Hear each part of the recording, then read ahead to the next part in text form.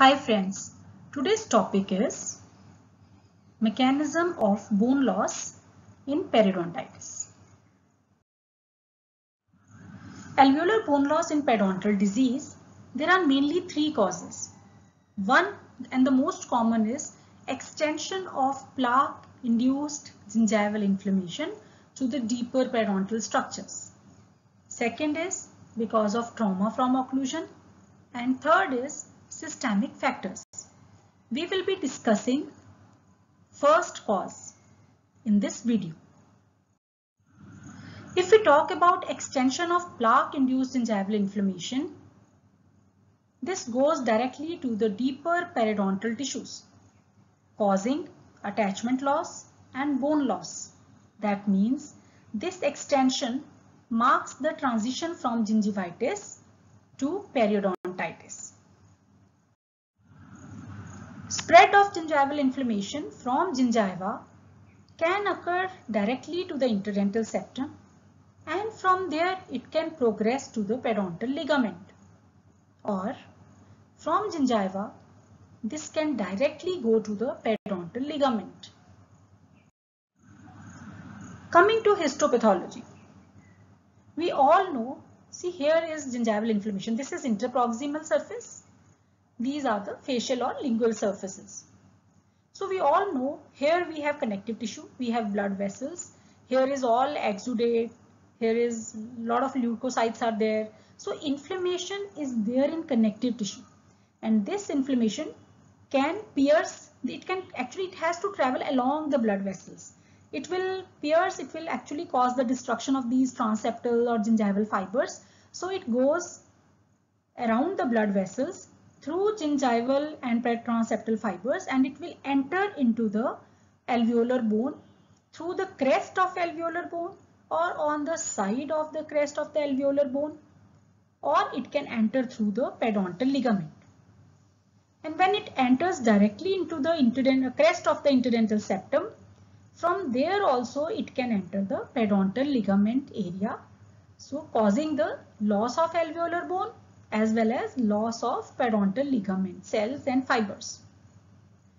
On the facial or lingual surfaces, this inflammation in the connective tissue can enter into the alveolar septum directly at the crest, or it can pierce the periosteum from the side and enter the bone, or the inflammation can directly go to the periodontal ligament area.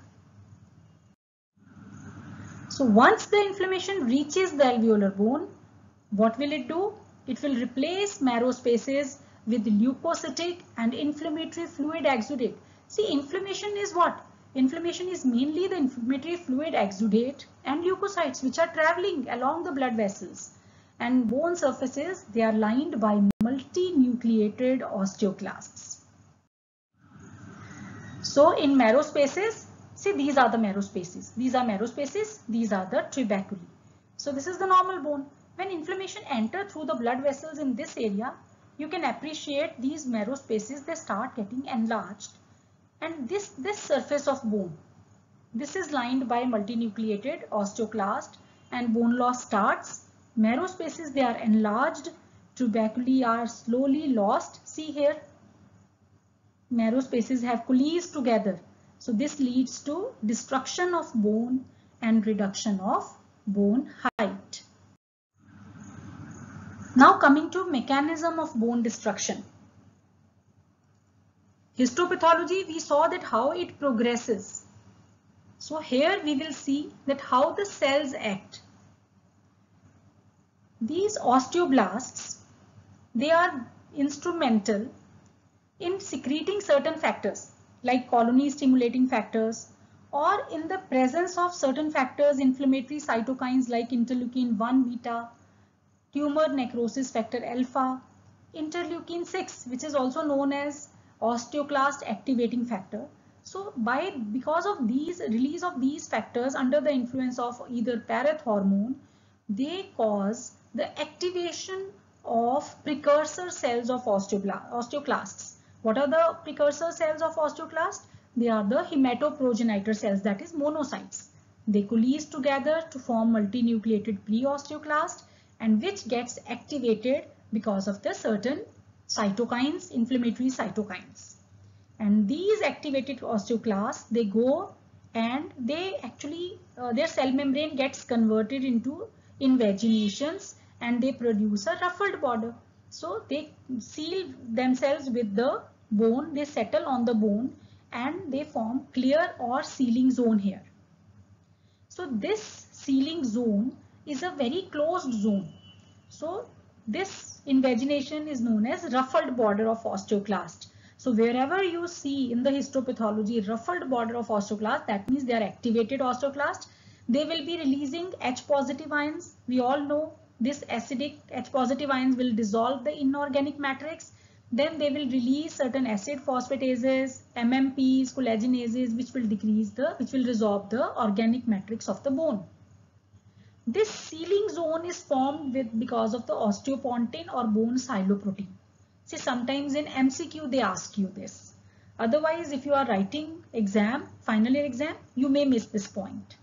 So, multinucleated osteoclast, they lead to the dissolution of the bone or resorption of the bone.